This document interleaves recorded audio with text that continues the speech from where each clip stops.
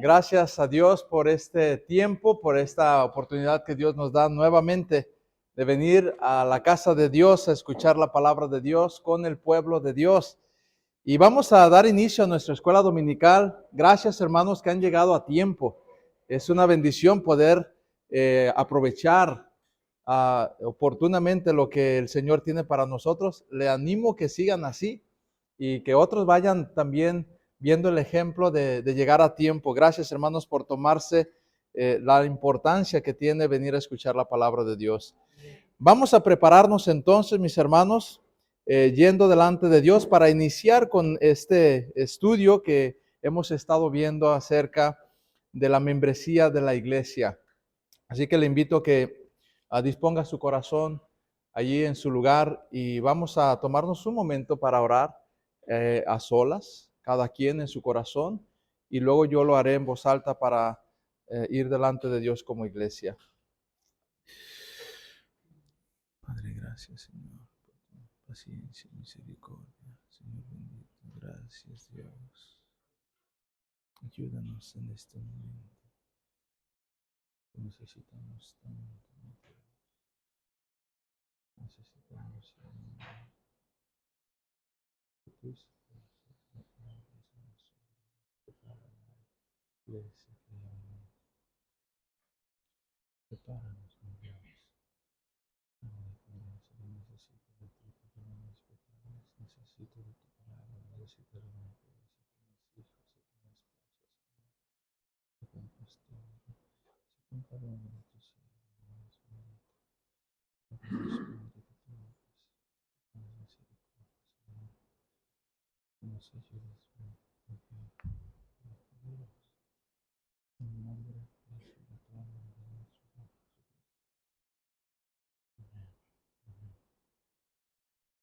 Padre bendito, agradecemos esta mañana la bendición de habernos dado la vida, la salud y el privilegio de estar delante de ti para oír tu voz, para alabar a tu nombre, Señor. Ayúdanos para que así sea. Prepara el corazón de cada uno de mis hermanos y que podamos honrarte como es digno, Señor, de un Dios poderoso, soberano, misericordioso como lo eres tú, Señor, santo, amoroso. Ayúdanos, Señor, a poder entender que estamos delante de ti y a disfrutar de tu presencia. Danos de tu gracia a través de tu palabra. Bendice a tu pueblo y glorifica tu nombre. En el nombre que es sobre todo nombre, nuestro Salvador Jesucristo, lo pedimos. Amén. Muy bien, hermanos. Hay un texto ahí que hemos estado, es el texto lema del estudio de la membresía. Quisiera que lo pudiéramos leer hasta memorizarlo. Algunos ya se lo saben. Ahí está Hechos 2:44. Si no lo sabe, puede leerlo de allí. Si lo sabe, cítelo conmigo. Dice, todos los que habían creído estaban juntos y tenían en común todas las cosas. Otra vez. Todos los que habían creído estaban juntos y tenían en común todas las cosas. Ahora, sin ver la pantalla, juntos. Todos los que habían creído estaban juntos y tenían en común todas las cosas. Hechos 2:44. Y de eso se trata, hermanos, para recordarles nada más, de eso se trata el estudio de la membresía de la iglesia local. En este caso, la membresía de la Iglesia Bautista Filadelfia. Hemos estado aprendiendo a lo largo de este estudio lo que significa membresía bíblicamente. ¿Cómo se vive la membresía bíblicamente? ¿Qué significa ser parte de una iglesia local? ¿Para qué es que el Señor nos llama a formar parte de una iglesia local? Bueno, hemos visto entonces a través de los estudios pasados como nuestra misión, nuestra identidad. Luego vimos, aquí está nuestros propósitos, recuerda, nuestros propósitos fundamentales. Después vimos la doctrina la semana pasada con el hermano Carlos, ¿sí? La importancia que tiene la doctrina. Vimos ahí porque el Señor la instituyó, la reveló, la declaró. El Antiguo Testamento, los profetas la predicaron, la proclamaron, los apóstoles también lo proclamaron, pero también porque el diablo la ataca, sabe lo importante que es y la ataca. Entonces ese tema trató de qué importante es que la iglesia local conozca doctrina, entienda las escrituras, conozcan la revelación del Señor como estatutos para andar en su voluntad. Y hoy vamos a entrar, hermanos, en lo que es nuestra declaración de fe. Nuestra declaración de fe. ¿Qué es una declaración de fe? Es el conjunto de doctrinas que declaramos creer. Es aquella verdad que ha sido revelada en las Escrituras y que nosotros decimos, creemos lo que dice la Escritura respecto de lo que declara. Entonces vamos a ver a la luz de las Escrituras qué es lo que creemos como iglesia local. Es importante tener una declaración de fe porque eso nos ayuda a examinar la Escritura y a revisar sobre determinado tema si creemos aquello o no lo creemos, o si conocemos o no lo conocemos. Entonces vamos a ir en estas principales doctrinas de nuestra declaración de fe. ¿Qué creemos acerca de las Escrituras, acerca de Dios, del Señor Jesucristo, del Espíritu Santo, del hombre, de la salvación, de la iglesia, de las ordenanzas y de los eventos futuros? ¿Qué creemos como iglesia local? Aquí vamos a ir aprendiendo algunas cosas, reforzando otras, recordando simplemente otras más. Si hay dudas, recuerde, es escuela dominical. Usted puede preguntar, puede levantar su mano y hacer la pregunta, o incluso al final puede abordarme y podemos platicar. Pero son cosas que muchos de ustedes conocen, pero siempre vamos aprendiendo algo más en este tema. Entonces, ¿qué es lo que nosotros declaramos creer en base a las Escrituras? Bueno, pues vamos a entrar entonces en la primera, que es las Escrituras. Creemos que la Biblia, las Escrituras del Antiguo y del Nuevo Testamento son la palabra de Dios. Es importante que no pensemos que contienen la palabra de Dios, son la palabra de Dios. Si decimos que el Antiguo Testamento y el Nuevo Testamento contienen la palabra de Dios, podríamos estar diciendo que parte de ellos es la palabra de Dios y otras cosas no son palabra de Dios. Pero no es así. Es totalmente y completamente la palabra de Dios, el Antiguo y el Nuevo Testamento. Verbalmente inspirada, única, autoritativa, suficiente e infalible. Eso es la palabra de Dios en el Antiguo y el Nuevo Testamento. Creemos que los escritores humanos fueron controlados por el Espíritu Santo, dejando la Biblia completamente sin error en sus manuscritos originales. La palabra de Dios es un conjunto de revelación en cada época y generación que conforman lo que llamamos la Santa Biblia, que fue usada por Dios a través de hombres, inspirada por Dios a través de hombres, que el Espíritu Santo usó, y dejaron este documento llamado Santa Biblia completamente sin error en sus manuscritos originales. Y eso es importante decirlo, hermanos. Aquí tenemos una traducción, la Reina Valera. Hay más traducciones en español y hay muchas más traducciones en otros idiomas. Pero estas traducciones, que la que tenemos nosotros, son confiables. Y ahí podemos entrar en algunos temas si ustedes quisieran preguntar, ¿cuál es la Biblia más, como traducción más recomendable, más confiable? Bueno, podemos entrar en ese tema también, ya de forma particular, si alguien tiene duda. Pero le puedo decir que la Reina Valera es una traducción, una Biblia muy confiable, y no es la única confiable. Hay otras traducciones también muy confiables. La NBI también, la NTV, la Nueva Versión Internacional. Son Biblias con un vocabulario más reciente, pero traídas de manuscritos originales, o las copias de los originales, mejor dicho, muy confiables. Porque lo que estamos diciendo aquí es que creemos que los escritos originales, los manuscritos originales son sin error. Eso es a lo que nos referimos. Puede usted encontrar en algunas traducciones algunos errores de traducción más que de inspiración. Puede ser que haya en algunas versiones recientes algunas formas de haberlo traducido que tal vez no se entienden tan bien, pero si vamos a los originales allí, o a las copias de lo más original, entonces ahí encontramos que es sin error completamente. Déjeme darle un ejemplo de lo que estoy diciendo, nada más para aclarar la diferencia que hay entre los manuscritos originales y las copias más pegadas al original y lo que tenemos aquí como traducción que es confiable en la Reina Valera. Hay un ejemplo en el libro de Job donde en la versión 60 dice, usted va a recordarse si ha leído el libro de Job, donde la mujer de Job le dice a Job, ¿aún retienes tu integridad? Bendice a Dios y muere. En la versión 1609, más antigua, que muy confiable también, dice en ese mismo pasaje, maldice a Dios y muere.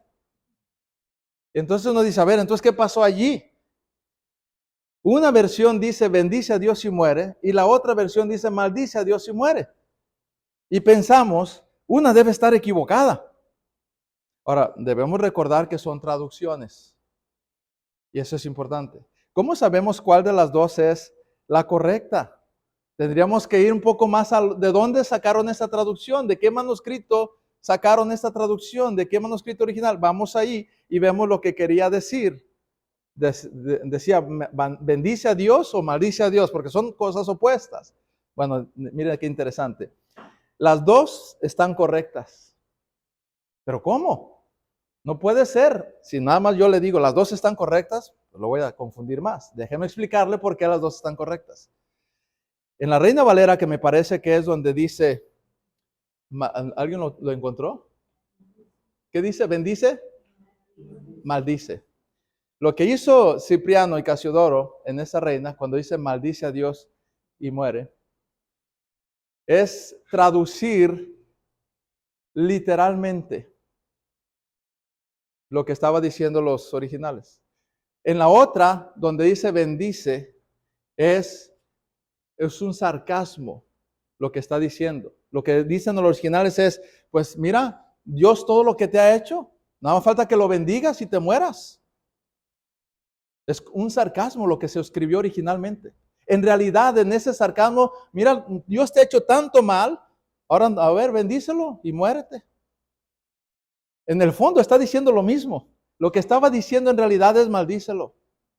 Pero usando un sarcasmo literalmente es bendícelo y muérete. ¿Ven cómo es correcto las dos? En los originales vemos que es claramente un sarcasmo. Y en la traducción dieron literalmente lo que significaba el sarcasmo. En realidad quería decir bendice, maldice, pero sarcásticamente es bendice.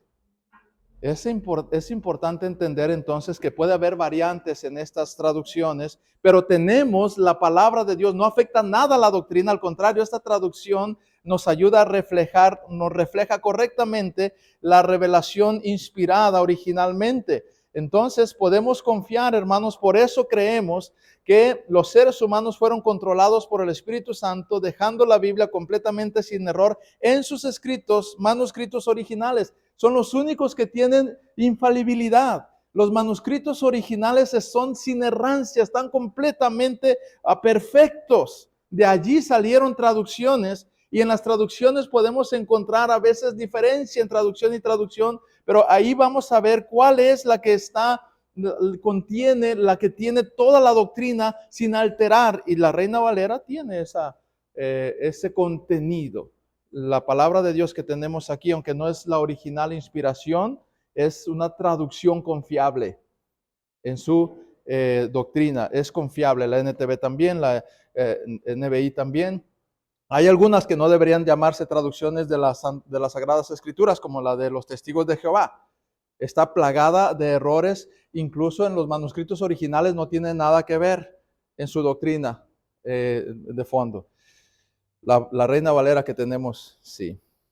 Creemos que interpretamos las Escrituras de manera literal, reconociendo a su vez la centralidad de Jesucristo en la interpretación de ellas. Significa que traducimos literalmente lo que la Escritura dice, centrada en el Señor Jesucristo. No buscamos lo escondido, inventamos significados que no están ahí. Cuando la Biblia usa una figura, entonces una figura retórica, una metáfora, entonces la interpretamos literalmente ante esa metáfora que es clara. Hay metáforas que son claras en la Biblia. No está queriendo decir exactamente lo que dice en un lenguaje que nosotros conocemos, porque hay literatura de poesía, por ejemplo.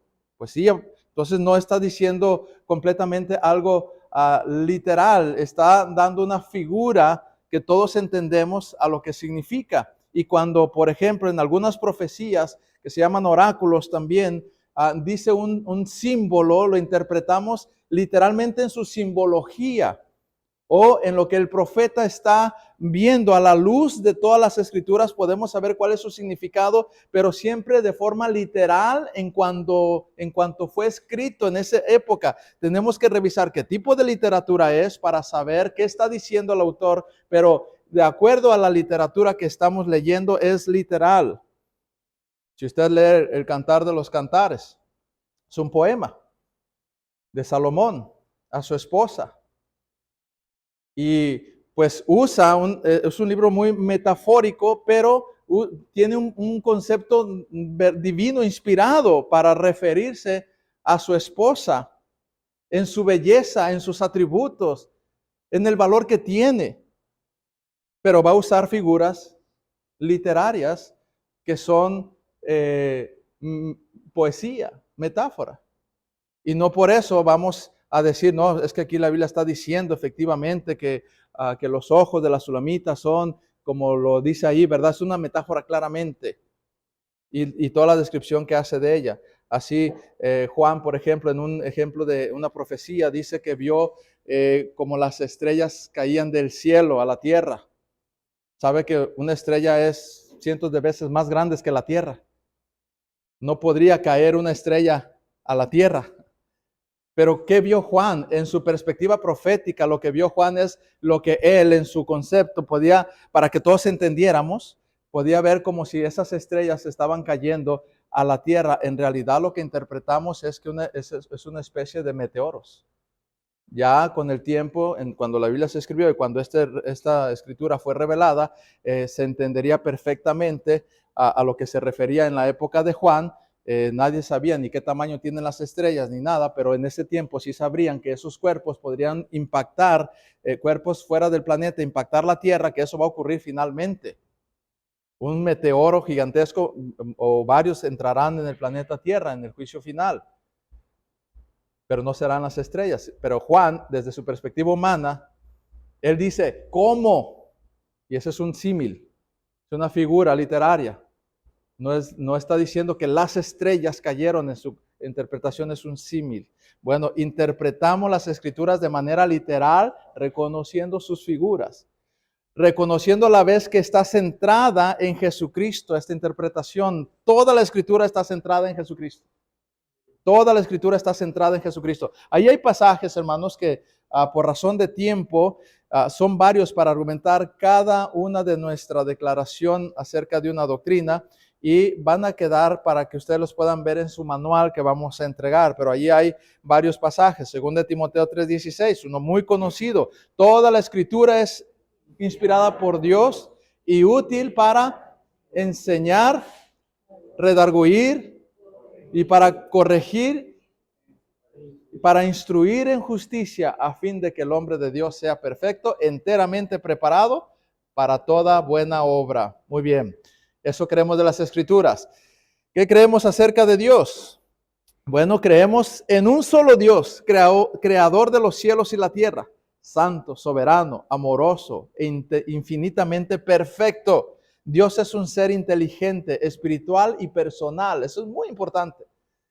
Dios es un ser inteligente, espiritual y personal. Creemos que Dios, siendo el Dios soberano del universo infinito, perfecto, es espíritu. Dios es espíritu y los que se acercan a Él en espíritu y en verdad es necesario que se acerquen. Los que le adoran en espíritu y en verdad es necesario que se acerquen. Ahora, Dios es una persona, no solamente es espiritual, es personal. Dios se relaciona con nosotros como una persona en muchas maneras, a través del Espíritu Santo, a través de Jesucristo, pero como Dios sigue siendo la persona de Dios Padre.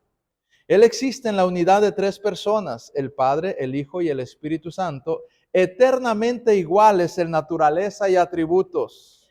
Dios el Padre es el omnipotente gobernador del universo y es el Padre espiritual de los creyentes. Dios el Padre escoge, adopta, justifica, santifica y glorifica a los suyos. Él es el que sostiene la obra redentora a través del plan eterno que está basado en el Padre, el Hijo y en el Espíritu Santo. Pero el Hijo mismo lo refiere al Padre, a la voluntad del Padre. Nadie puede venir a mí si no le fuere dado del Padre. Y ahí encontramos textos bíblicos desde el Antiguo Testamento hasta Romanos 8:30 que estaba citando hace un momento. En cuanto a la justicia, santificación y glorificación de los santos. Es el Padre el que ha orquestado soberanamente toda la historia de la redención.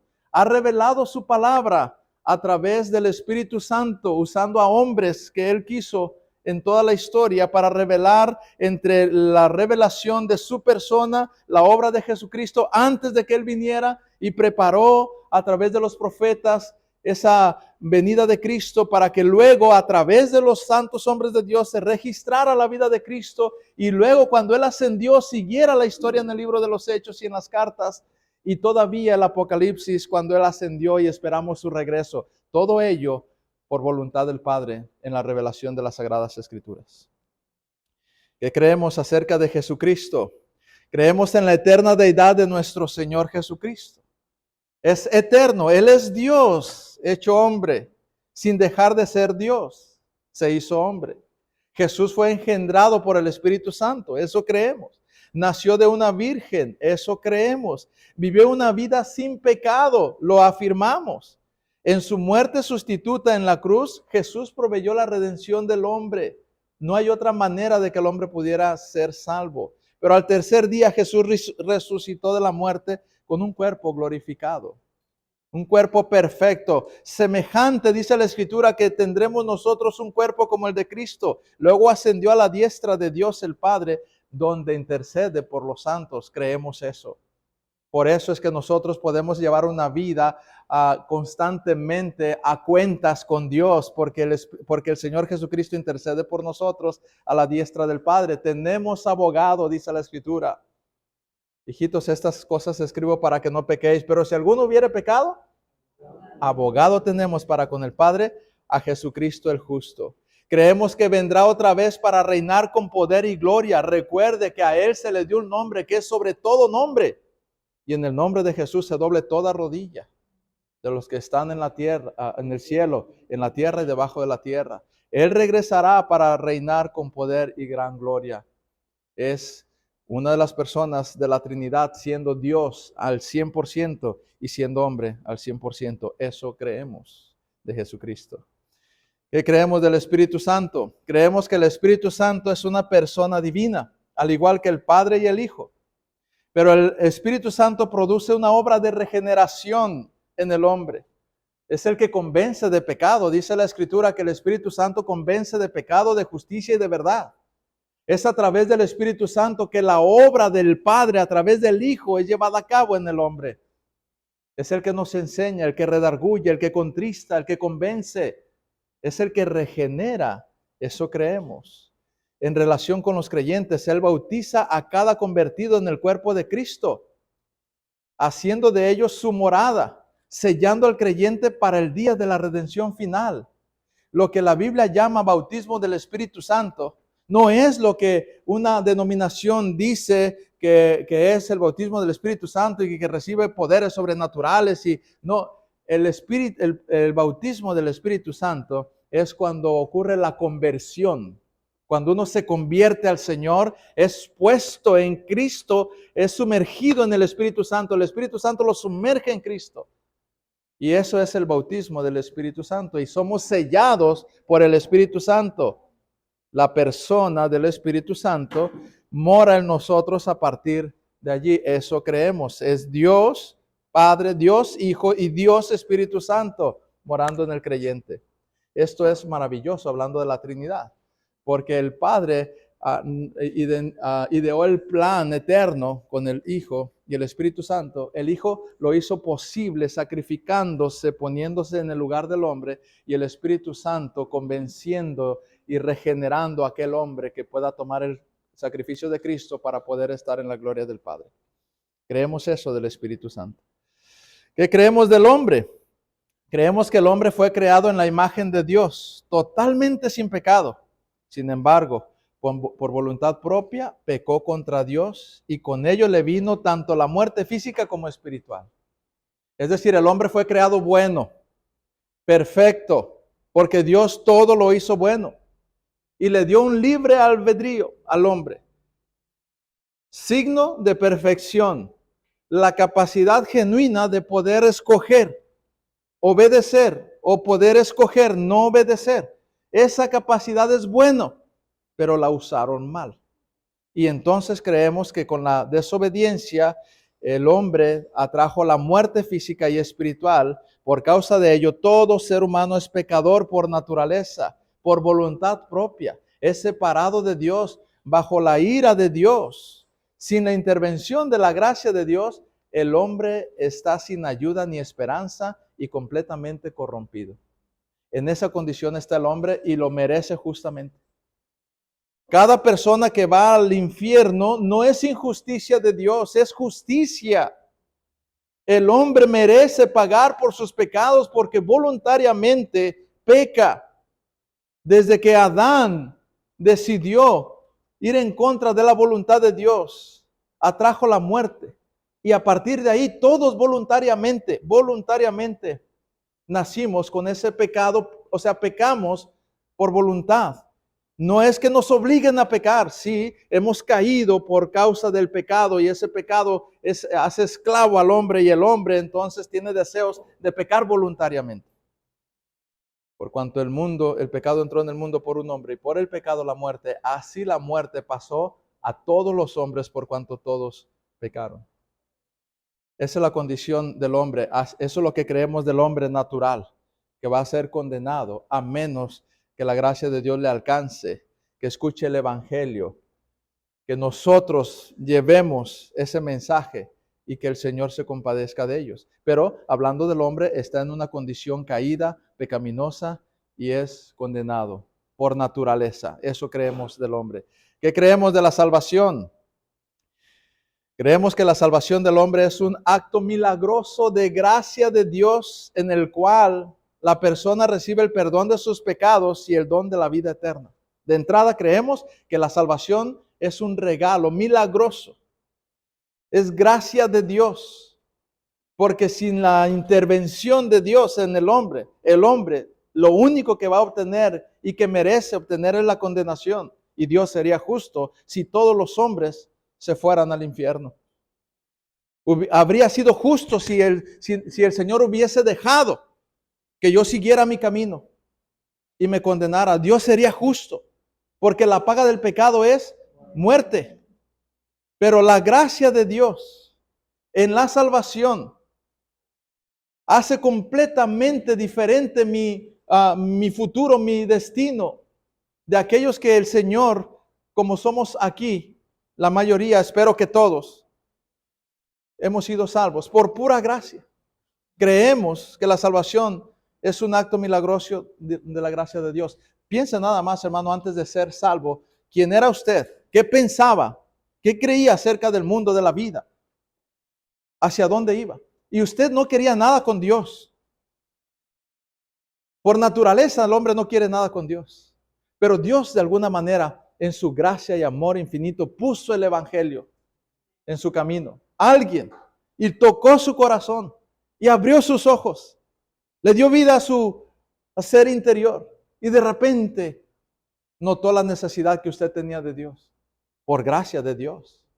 Porque el hombre natural no percibe las cosas que son del Espíritu. Para él son locuras. Estas han de discernirse espiritualmente. Y es donde entra el Espíritu Santo, por la gracia de Dios, tocando al hombre para salvación. Hay muchos textos, Juan 3:16, Juan 14:6, Romanos 6:23, pasajes que todos conocemos. ¿Sí?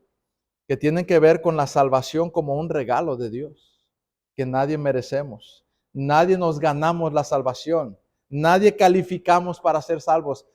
el Señor por gracia nos abre, nos abre los ojos, nos despierta y nos hace ver la necesidad que tenemos y Él nos salva en pura gracia, hermanos. Y eso es lo que somos nosotros, resultado de la gracia. ¿Qué creemos de la iglesia? Creemos que la iglesia es el cuerpo de Cristo, compuesta por todos los verdaderos creyentes salvados por la gracia de Dios. Primero, la iglesia en general, hermanos, es el cuerpo de Cristo, compuesta por todos los verdaderos creyentes que han sido salvos por la gracia de Dios. Ahora mismo, hermanos, en muchos lugares del planeta Tierra está reuniéndose la iglesia de Cristo. La iglesia de Cristo. En muchos locales como este están sentados los santos que conforman el cuerpo de Cristo, universalmente hablando. Creemos entonces que la iglesia es el cuerpo de Cristo, a través de iglesias locales que funcionan para crecer y para edificarse y para cumplir la voluntad de Dios. Pero en todo el mundo, cada creyente verdaderamente genuino conforma el cuerpo de Cristo como iglesia salva por la gracia de Dios. La iglesia es una congregación local, también creemos esto. La iglesia es una congregación local y autónoma de creyentes bautizados. Es decir, la iglesia local se identifica por ser una iglesia que rinde cuentas a Cristo en una identidad local a través del bautismo para testimonio público y compromiso delante de Dios. Asociados por un mismo pacto de fe que se reúnen en un lugar determinado. Nuestro pacto de fe son las Sagradas Escrituras. Hemos visto ya nuestra doctrina, estamos justamente viendo nuestra declaración de fe. Esta declaración de fe y las doctrinas reveladas en la Escritura son el pacto de fe de la iglesia de Cristo, que toman forma en una manera práctica en cada iglesia local. Es decir, se tiene que vivir lo que creemos en doctrina y lo que declaramos de nuestra fe en la iglesia local. Si hablamos de que las Sagradas Escrituras son la revelación divina de Dios, entonces, si creemos eso, ¿qué debe de hacer el cuerpo de Cristo local? ¿Qué debiera hacer esa iglesia con esta palabra? Si creemos que es de Dios, ¿qué debiéramos hacer con ella? Obedecerla. ¿Y para obedecerla qué tenemos que hacer? Conocerla. Y para conocerla, leerla, estudiarla, para obedecerla. Pero miren, bien interesante, decimos, sí, creo que la palabra de Dios es verdad y creo que Dios reveló su palabra y aquí está, pero no la leo. Híjole, se me hace que no creemos eso, aunque digamos. ¿Cómo es posible que creamos que Dios ha hablado, pero no lo escucho y no lo quiero escuchar y no tengo tiempo para Él? Hermanos, eso es un mal que padece la iglesia actual en todas sus generaciones, en esta generación. Esa es una de las cosas que tenemos que corregir en muchas iglesias. Lo que se llama la dicotomía de nuestra creencia o de nuestra posición teológica. Una cosa es lo que creo y otra cosa es lo que digo, lo que hago. No, eso no puede ser, hermano. Lo que creo debe ser congruente con lo que hago. Pero muchas veces se nota, sí, yo creo esto, pero no lo vivo. Entonces, en realidad no lo crees, hermano. Uno vive de acuerdo a lo que cree. Uno vive de acuerdo a lo que cree. Uno puede decir que cree muchas cosas y hay un entendimiento solamente limitado y teórico, pero eso no es del conocimiento que habla la Biblia. Si creemos que la iglesia, por ejemplo, de la iglesia es el cuerpo de Cristo, entonces si yo soy miembro del cuerpo de Cristo, ¿qué tengo que hacer? Estar en el cuerpo de Cristo, vivir como cuerpo de Cristo. Si yo creo y mi declaración de fe es que la iglesia es el cuerpo de Cristo, entonces yo necesito una iglesia local para funcionar como cuerpo de Cristo. Pero si digo, yo creo que la iglesia es el cuerpo de Cristo, pero la iglesia en mi vida no figura mucho, entonces no crees que la iglesia es el cuerpo de Cristo. Creemos que el Nuevo Testamento describe el gobierno de la iglesia congregacional donde los pastores ancianos lideran y los diáconos sirven. Esa es la estructura del liderazgo de la iglesia del Nuevo Testamento. Ancianos, que son pastores, lo mismo, y diáconos. Así se conforma la estructura oficial de una iglesia bíblica neotestamentaria. Creemos entonces que el gobierno de la iglesia es congregacional y los pastores ancianos lideran y los ancianos y los diáconos sirven. Estamos en el proceso de establecer y hacer sólida esta estructura. ancianos, pastores y diáconos. ¿Y qué hace la congregación? ¿Qué papel tiene? El gobierno es congregacional.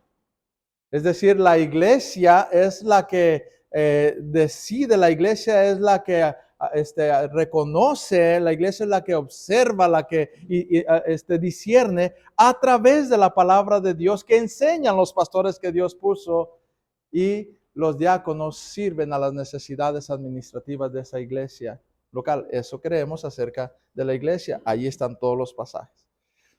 ¿Qué creemos de las ordenanzas? Creemos que hay dos ordenanzas bíblicas para la iglesia: el bautismo de creyentes en Cristo por inmersión en agua y la celebración de la Santa Cena del Señor.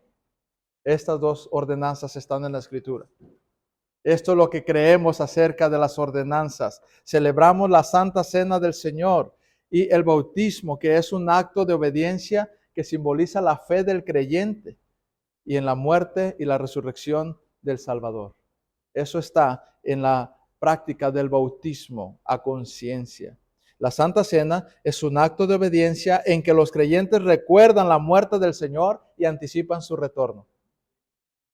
Dijo el Señor Jesucristo: haced esto en memoria de mí hasta que yo venga.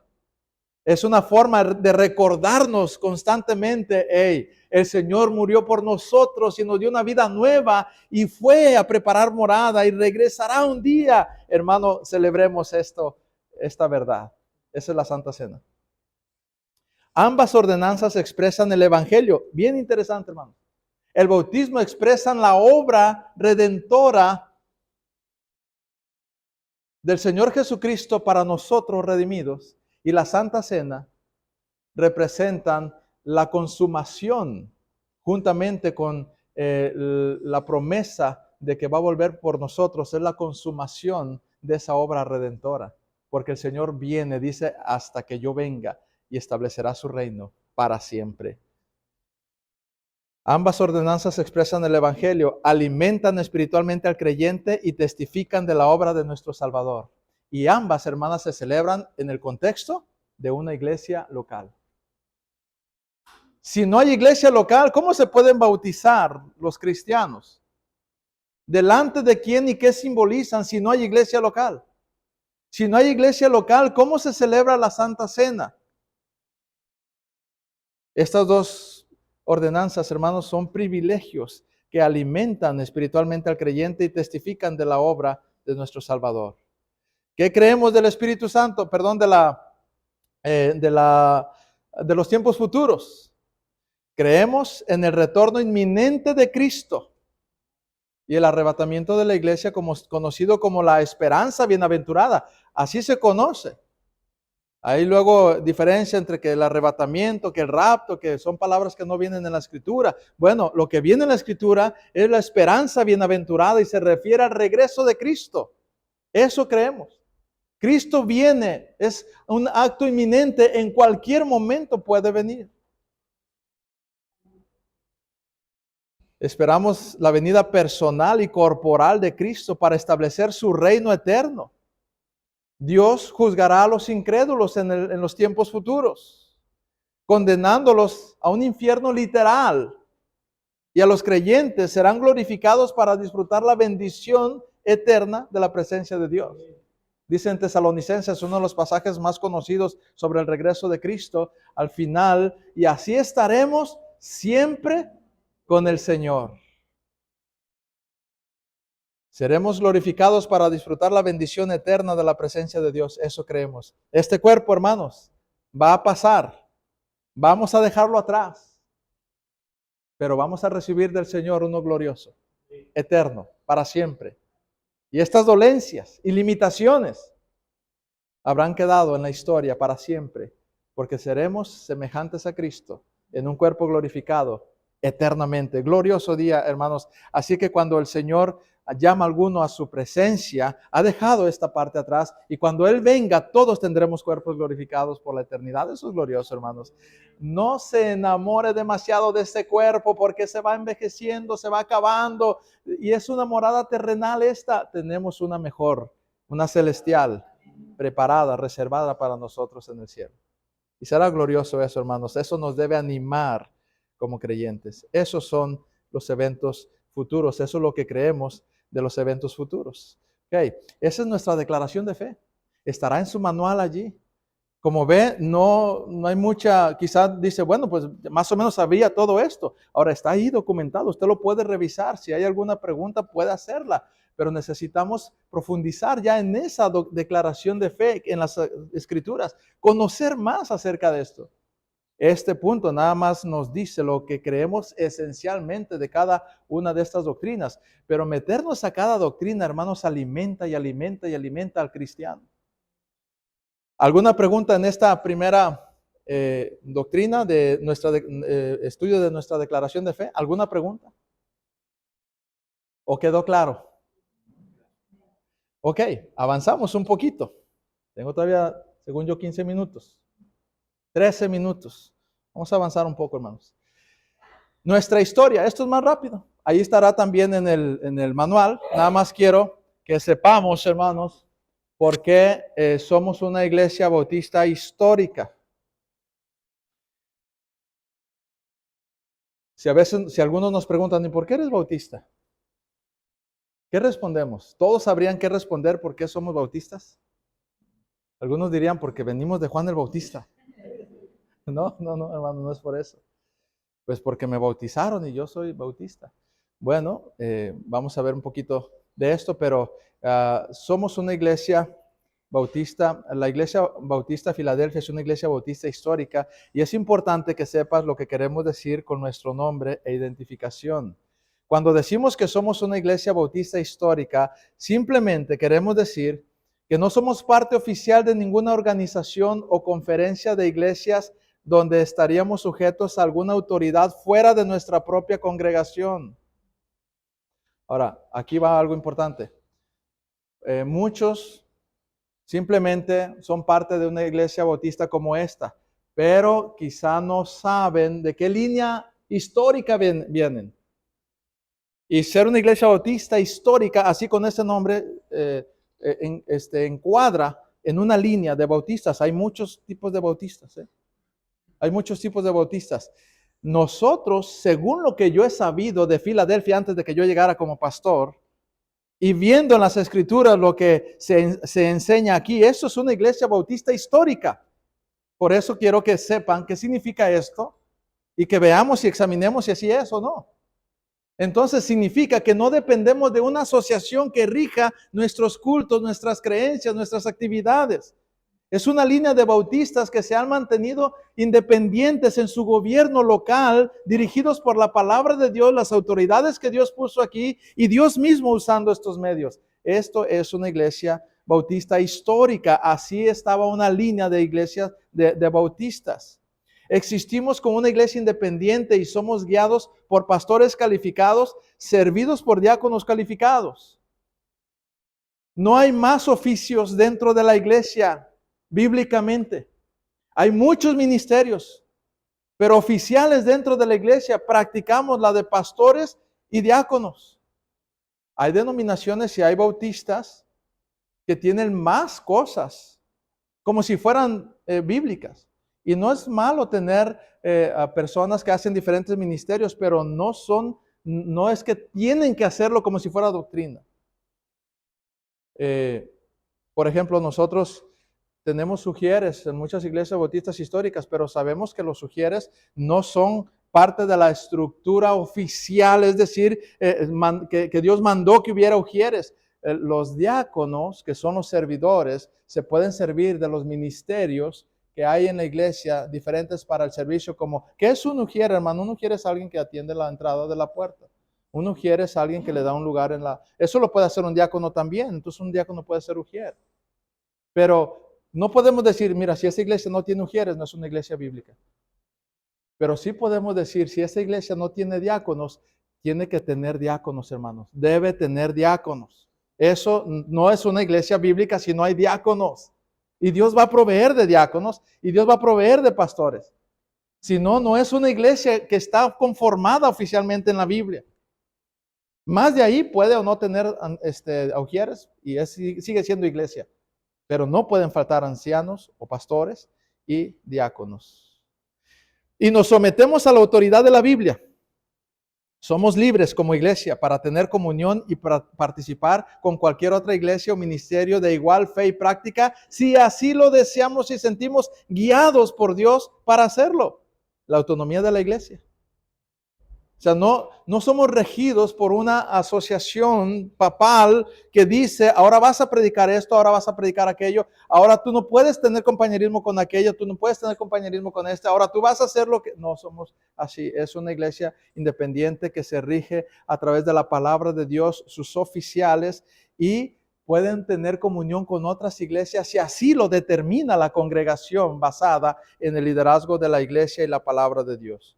Cuando decimos que somos una iglesia bautista histórica, también se refiere a nuestra forma de gobierno y práctica, derivada de lo que creemos que mejor refleja la enseñanza del Nuevo Testamento. Estos principios han sido también históricamente conocidos como distintivos bautistas. ¿Ok? Por eso, ahorita vamos a ver un poquito más, entender cómo es que, por qué nos llamamos así. La autoridad de la Biblia. Una iglesia bautista histórica acepta la Biblia como la palabra de Dios y como la única regla de fe y práctica. Todo lo que hacemos debe estar justificado por la palabra de Dios. Si algo que hacemos no tiene propósito en la palabra de Dios, no tendríamos por qué estarlo haciendo. Peor si va contra lo que la Escritura dice. Y la palabra de Dios nos regula. Este pasaje ya lo hemos dicho muchas veces, o lo conocen ustedes, 2 Timoteo 3, 14 y 17. Pero tú persiste en lo que has aprendido y te persuadiste, sabiendo de quién has aprendido y que desde la niñez has sabido las sagradas escrituras, las cuales te pueden hacer sabio para la salvación por la fe que es en Cristo Jesús. Toda la escritura es inspirada por Dios y útil para enseñar, para redarguir, para corregir, para instruir en justicia, a fin de que el hombre de Dios sea perfecto, preparado para toda buena obra. Bueno, la autoridad de la Biblia es algo que distingue a una iglesia bautista histórica. La autonomía de la iglesia local, ya lo vimos, ¿verdad? La iglesia local histórica se gobierna autónomamente. Y miren, tenemos compañerismo con la iglesia bautista Fe, con la iglesia bautista Gracia, pronto tendremos un compañerismo con Hexemaní, pero hermanos, la iglesia local es un cuerpo independiente que rinde cuentas solo a Dios y a su palabra, en la estructura que Dios ha formado aquí. Y vemos varios ejemplos de esta realidad en el Nuevo Testamento. Hechos 15, Mateo 18, 15 al 17, 1 Corintios 5, 1 al 13 y 1 Corintios 6, 1 al 5. Son ejemplos de problemas que las iglesias tenían localmente y cómo se trataban independientes. Cada iglesia trataba sus asuntos en el contexto local con sus oficiales, con oración de la iglesia, se involucraba la iglesia local y resolvían sus asuntos. Cada iglesia puede pedir consejo a otra iglesia, puede, pero la decisión final y la responsabilidad está en la iglesia local y sus oficiales. Autonomía de la iglesia. El sacerdocio del creyente. El sacerdocio del creyente, mis hermanos, es sencillamente que uno como cristiano puede ir delante del Señor libremente, sin necesidad de un sacerdote para confesar sus pecados y que le den indulgencias y que me puedan acercar al Señor. Dice la Escritura que tenemos acceso al Padre, libre acceso al trono de la gracia. ¿Por medio de quién? De Jesucristo. Porque hay un solo Dios y un solo mediador entre Dios y los hombres, Jesucristo hombre. Okay. Pero la unción que vosotros recibisteis de Él permanece en vosotros, el Espíritu Santo, y no tenéis necesidad de que nadie os enseñe, así como la unción misma os enseña todas las cosas y es verdadera y no es mentira, según ella os ha enseñado, permaneced en Él. Se refiere a que nosotros podemos discernir las Escrituras por medio del Espíritu Santo, y eso es posible, claro que sí, en oración.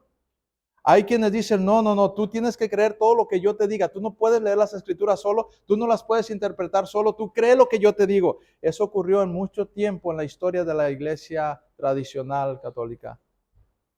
Pero no, el sacerdocio del creyente dice que podemos tener acceso directo al Padre por medio de Jesucristo y del Espíritu Santo.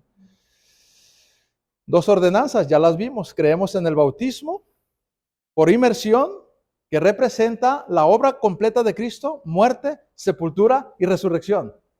Y la Santa Cena, que habla de lo que el Señor hizo en la cruz, su muerte, su sangre derramada, y la promesa de que Él vuelve a hacer esto en memoria de mí. ¿Ok? Creemos en la libertad individual. Una iglesia bautista histórica tiene creyentes que viven su vida cristiana rindiendo cuentas finales a Dios a través de Jesucristo y por el Espíritu. Mire, un cristiano debe desarrollar, un verdadero cristiano debe desarrollar a través de la iglesia la conciencia de que Dios está en todos lados, de que representa al Señor en todos lados, de que le rinde cuentas antes que a los hombres al Señor. Y esto no es como para decir, yo no le digo, no, yo no le doy cuentas a nadie aquí en la iglesia, más que a Dios. No, el énfasis de esta declaración es, date cuenta que Dios te ve donde andas. Dios sabe lo que andas. No te escondas de los hombres del pastor. Sabe que Dios está siempre presente y debe desarrollar esa conciencia de rendirle cuentas a Dios. Ahora, si Dios dice que confesemos nuestros pecados unos a otros, eso es rendirte a cuentas a Dios. Si Dios dice que debemos sujetarnos a vuestros pastores, esto es rendirle cuentas a Dios. Pero también Dios dice que debemos ser luz y testimonio donde quiera que andamos, porque el Señor está en todos lados. ¿Ok? Ahora, lo que sí descarta es la confesión por representación y conversión forzada. Es decir, lo que hace el sacerdocio tradicional, de perdonar nuestros pecados a través de un hombre. No. Eso está descartado. Tenemos una libertad individual delante de Dios y una conciencia. Mire, en Eclesiastés dice la Escritura, en un principio para los jóvenes, alégrate joven en tu juventud y anda en los caminos de tus ojos, a la vista de tus ojos y en los deseos de tu corazón, pero sabe que sobre todas estas cosas te juzgará Dios. O sea, lo que esto dice, hermanos, es que no queremos imponer a la gente, no queremos forzar a la gente a hacer de tal y cual manera y que nos teman a nosotros como pastores. Y ya te dije que no te duermas y no sé qué, ¿verdad? Pues hacemos cosas como para que se despierten, ¿verdad? Pero, no, hombre, si te vuelves a dormir en mi congregación y están más asustados los hermanos que atentos. Y no te vistas así, y cuidado y vayas a tal lugar y te estoy vigilando. Y, hermano, a veces en buenas intenciones los pastores hacemos esto, pero debe saber usted que antes que el pastor lo vea, lo sepa, lo sabe Dios. A eso se refiere. Y que el Señor puede perdonar nuestros pecados antes de que lo confesemos a alguien más también, eso se vale. Tenemos una libertad individual de rendir cuentas a Dios directamente. Hay pasajes ahí directos. Voy a leer el segundo, que es más corto, Hechos 5:29. Respondiendo Pedro, los apóstoles dijeron, es necesario obedecer a Dios antes que a los hombres. Dios te está viendo en todo tiempo, no te escondas solamente del pastor o de los hermanos, sabe que Dios te está viendo. Membresía de personas salvadas y bautizadas, rápidamente. Una iglesia bautista histórica está compuesta por creyentes en Cristo que han sido bautizados bíblicamente. Así está compuesta una iglesia bautista histórica. Ya sea que fueron bautizados en otra iglesia y se añaden a nuestra iglesia por medio de una carta del otro pastor o por testimonio llegaron aquí. Hay un proceso para ver si aquella persona efectivamente da fruto de ser salva y ha sido bautizada, pero tiene que ser bautizada y si no ha sido bautizada se bautiza acá. Pero bíblicamente vemos en la Biblia el pasaje de inicio ahí que los que habían creído se bautizaron y se añadieron a la iglesia aquel día como 3,000 personas. 2 oficios. Una iglesia bautista histórica, déjenme regresar. Una iglesia bautista histórica practica el liderazgo bíblico dentro de la iglesia a través de la función de los 2 oficios explicados en el Nuevo Testamento, el pastor anciano y el diácono. Esos son los 2 oficios que ya mencionamos antes. La iglesia bautista histórica tiene esto. Y nosotros pues estamos practicando, fomentando estos 2 oficios. Y finalmente, la separación, vamos rápido. La separación de la iglesia y el Estado. Ahí está. Una iglesia bautista histórica cree que debe haber una separación entre la iglesia y el Estado. ¿En qué sentido? Mire, la enseñanza clara de las Escrituras es que todos los creyentes deben estar sujetos a las autoridades políticas que Dios ha ordenado sobre ellos. O sea, eso no se confunda. Debemos estar sujetos a las autoridades que Dios ha puesto sobre nosotros como ciudadanos. Sin embargo, Creemos que debe haber una separación entre la iglesia y el gobierno para evitar el peligro de que el Estado controle a la iglesia y corrompa así su influencia espiritual. Hay una separación donde el Estado tiene una función que no puede interferir con la iglesia. Su función es de orden público. El Estado no tiene una función religiosa dentro de lo que cree cada iglesia. Es lo que llamamos en nuestro país la libertad de creencia. Por eso es que no solamente hay bautistas y hay evangélicos, también hay de muchas otras denominaciones. Y eso es algo que el Estado debe proveer. En ese sentido, el Estado no debe meterse con la iglesia. La iglesia es la responsable delante de Dios para rendirle cuentas a Dios. Y nada más. Cuando dos leyes, la del Estado y la de Dios, chocan, ¿qué principio entra? Es necesario obedecer a Dios antes que a los hombres. Pero en todo lo demás donde no chocan, no vaya a decir usted, no, yo no voy a pagar impuestos porque yo soy cristiano y yo nomás le obedezco a Dios y yo diezmo en la iglesia, pero yo no voy a pagar impuestos al gobierno. No, hermano, eso no es correcto. Le preguntaron al Señor Jesucristo, ¿es lícito pagar impuestos? ¿Y qué dijo el Señor? Trajo una moneda y dijo, a ver, ¿de quién es esta cara? No, pues de César. Ah, bueno. O sea, ¿dónde vives y quién te gobierna? ¿Y tienes agua en tu casa? ¿Y andas por las calles de aquí del estado? ¿Y te llega la luz por Comisión Federal? ¿Y tienes servicio? No, entonces paga tus impuestos. A César lo que es de César y a Dios lo que es de Dios. O sea, no puedes decir, no, yo nada más a uno o a otro. A cada uno cumple tu propósito. Cuando chocan, entonces sí. No, pues deja de predicar el evangelio y cierra la iglesia. Prohibido el cristianismo en México. Ay, ¿ahí qué tenemos que hacer? Tenemos que organizarnos para seguirnos reuniendo a consta de nuestra vida. Hermanos, nos vamos a reunir escondidas ahora, en algún lugar que no nos descubran por peligro de la vida. Así lo hacían antiguamente. Nos van a multar si nos reunimos. Pues si eso es todo, preparémonos con la multa, pero vamos a reunirnos. No podemos dejar de reunirnos. Eso es la separación de la iglesia y el Estado. La enseñanza clara de la Escritura es que todos los creyentes deben estar sujetos a la autoridad política que Dios ha ordenado sobre ellos. Sin embargo, creemos que debe haber una separación entre la iglesia y el gobierno para evitar el peligro que el Estado controle a la iglesia y corrompa su influencia espiritual. Jesucristo es el único verdadero jefe de la iglesia. No lo es un pontífice terrenal u otra jerarquía humana. Romanos 13, 1 al 7 dice que Dios ha establecido las autoridades y Él está por encima de toda la autoridad. Y la iglesia le rinde cuentas al Señor, a veces a través del Estado, a veces directamente. El Estado le rinde cuentas a Dios, aunque ellos no lo reconozcan. Y Efesios 1:22 pone a la iglesia como la gloria de Dios, como el Señor expresa su gloria a través de la iglesia y la iglesia le rinde cuentas al Señor. Eso creemos, hermanos, acerca de la historia, porque somos una iglesia bautista histórica. Esto que acabo de mencionar es lo que una iglesia históricamente, una iglesia bautista históricamente cree. Estamos en esa línea.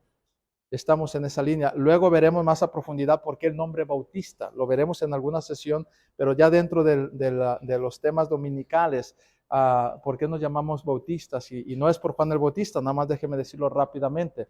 Sí tiene que ver con una línea de práctica donde algunos creyentes dejaron de bautizar, o mejor dicho, bautizaban infantes o bautizaban niños, y hubo una diferencia allí, y entonces esta iglesia, esta línea, practicaba la salvación por regeneración, y por lo tanto el bautismo debiera ser a conciencia de su salvación, lo cual no podía ser un infante, y ahí se dividió una línea de creyentes que sí bautizaban niños y una línea de creyentes que no bautizaban niños. Entonces la iglesia tradicional le llamó rebautizadores, porque decían, mira, estos no les basta el bautismo infante que hace la iglesia tradicional, ahora quieren bautizar a los grandes, y le llamó rebautizadores. Luego después les llamaron anabaptistas, y luego después era muy largo el nombre y se quedó como bautistas. pero no tiene solo que ver con el bautismo, con muchas otras cosas. Por eso es que no lo mencionamos aquí como si fuera la única razón por la que nos llamamos bautistas. De hecho, ni nos pusimos el nombre bautista nosotros, no lo pusieron. Y nos quedamos así. Pero lo que acabo de decir es lo que creemos. Y eso es lo que importa. Ahí lo dejamos por ahora. Hemos cubierto 2 sesiones y nos permite, hermanos, en el tiempo de la siguiente enseñanza de la predicación. Vamos a dejar hoy la doctrina de la membresía aquí y estaremos teniendo entonces en un momento más predicación, que hacía tiempo que no